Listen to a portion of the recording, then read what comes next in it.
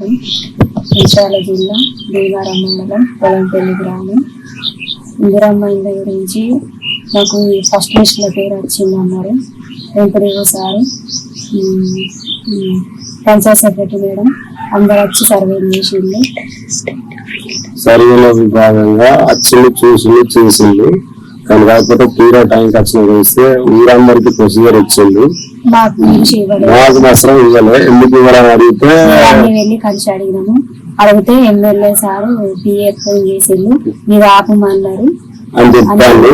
నేను కేవలం ఎందుకు ఇస్తున్నారంటే నేను బీఆర్ఎస్ పార్టీలో ఉండి అందులో శ్రీలసలు పెడతాననే కారణంగా మీరు ఆపమని చెప్పింది. దయచేసి దయకాల్సిన మీరు నా ప్రొసీజర్ నాకు ఇవ్వాలని చెప్పి కోరుకుంటున్నా.